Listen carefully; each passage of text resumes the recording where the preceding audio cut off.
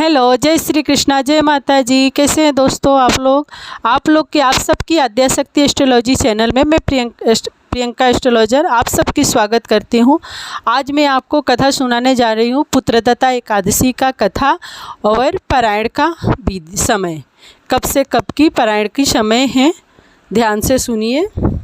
देखिए, हिंदू पंचांग के अनुसार एकादशी तिथि 27 तारीख को है।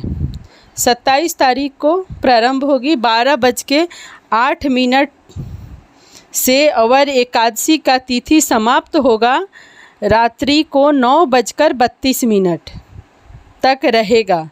श्रवण पुत्रदत्ता एकादशी का पारायण। अब मैं आपको बताऊंगी पुत्रदत्ता एकादशी का पारायण का समय। देखिए, पुत्रदत्ता एकादशी का पारायण का समय जो है 28 अगस्त को किया जाएगा। पारायण का जो शुभ समय है 5:57 से शुरू होगा, 8:31 तक पारायण का समय रहेगा। कृपया ध्यान से सुनिए। अब कथा मैं आपको सुनाने जा रही हूँ, इसको ध्यान से सुने। लाइक शेयर सब्सक्राइब जरूर करें। देखिए, शुक्ल पक्ष की पुत्रदत्ता एकादशी की कथा ध्यान से सुनिए। युधिष्ठिर ने कहा, हे केशव, श्रावण मास के शुक्ल पक्ष की एकादशी का क्या नाम है, क्या महत्व है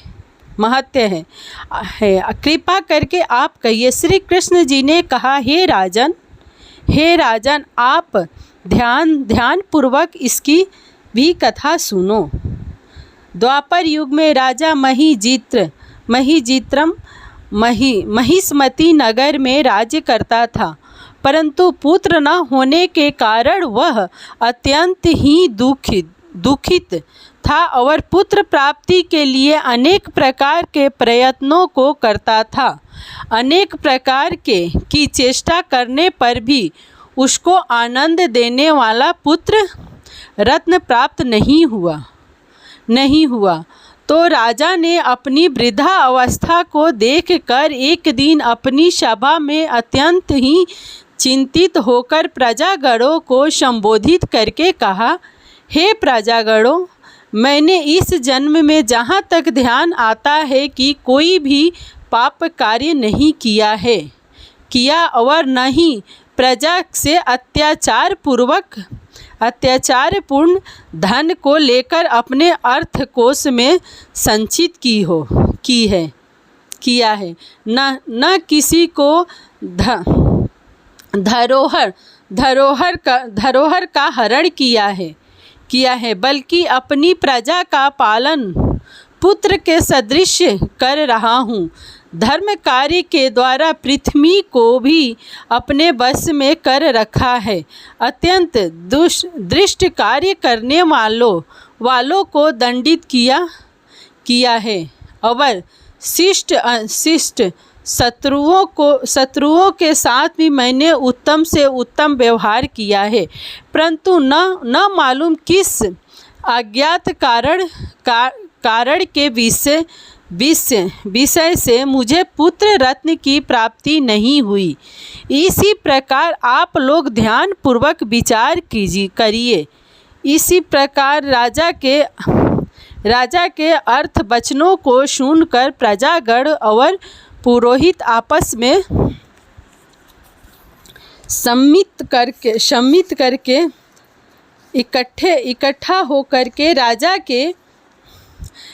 के कल्याण के निर्मित वन में गए और मुनियों के आश्रमों को ढूंढते हुए इधर उधर वन में भ्रमण करने लगे। उसी वन में उन्होंने अत्यंत ही घोर तपस्या करते हुए निराहार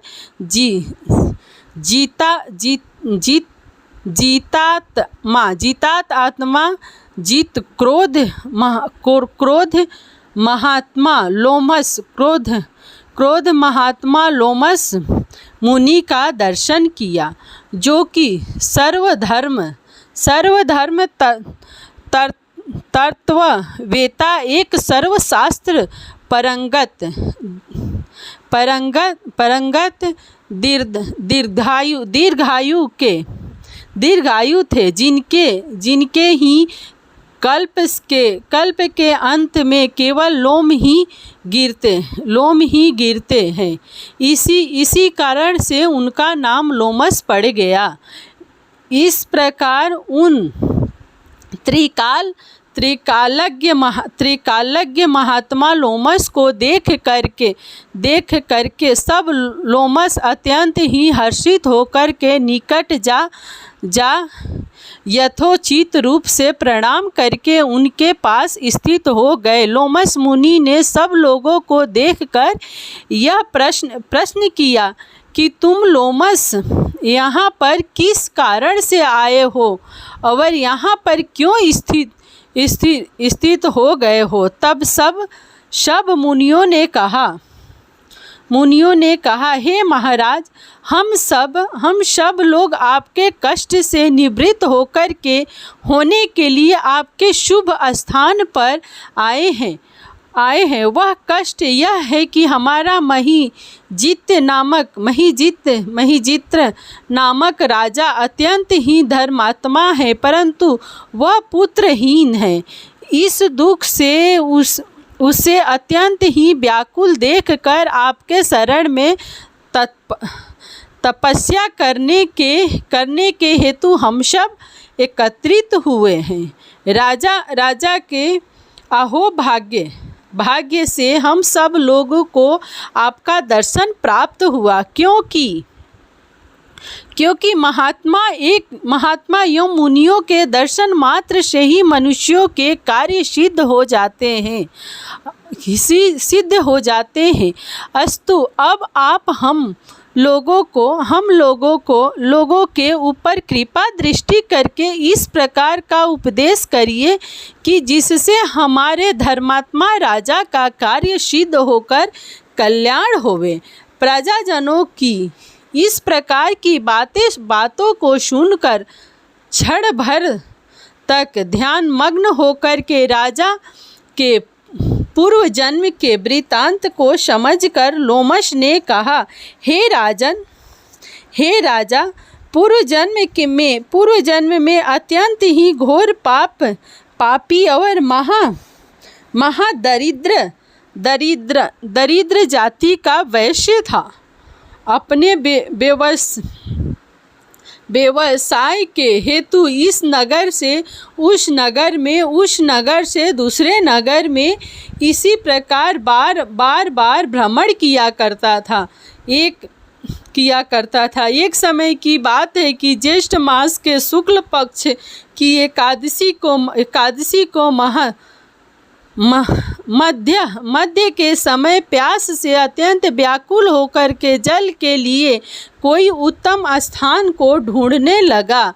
संयोगवश उसको एक अत्यंत ही उत्तम और स्वच्छ जलाशय दिखाई पड़ा। उसको देखकर ही जल पीने की इच्छा से उसके समीप गया।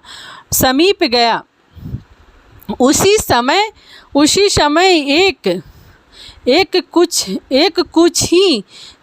कुछ ही दिनों की ब्याही हुई गौ अपने साथ बछड़े को लेकर के लिए हुए उसी जलाशय पर आकर जल पीने लगी। उसी समय इस बनिए ने उस जल पीती हुई गौ को हटाकर स्वच्छ ही जल को पिया। इसी पाप के कारण वह निसंतान है, परंतु कुछ पूर्व जन्म के पुण्य के प्राप्त से उसको राज्य प्राप्त हो गया। मुनि जी की बातों को सुनकर प्रजाजन और पुरोहित ने कहा, हे महाराज, हम लोगों ने पुराणों के द्वारा इस प्रकार सुना है कि पुण्य कार्य करने से पाप नष्ट हो जाते हैं। सो आप कृपा करके इस प्रकार पुण्य का उपदेश करिए कि जिससे पाप नष्ट हो जाता। महीजित्रम को पुत्र उत्पन्न हो तब लोमस ऋषि ने कहा, हे मुनियों, श्रावण मास के शुक्ल पक्ष की पुत्रतता नाम की एकादशी का व्रत तुम लोग करो और नियम पूर्वक पूजन इत्यादि करके रात भर जागरण करो तथा उसका सब फल अपने राजा को प्रदान कर दो। उस राजा को पुत्र प्राप्त होगा। इसी प्रकार लोमस ऋषि द्वारा व्रत के विधान और फल को सुनकर सब लोगों को आनंद प्राप्त हुआ और सब लोग अपने अपने घर को लौट आए। श्रावण मास जब आया तब सब लोगों ने लोमस ऋषि के आज्ञा अनुसार राजा सहित भक्ति और विधान पूर्वक एकादशी का व्रत किया। दूसरे दिन अपना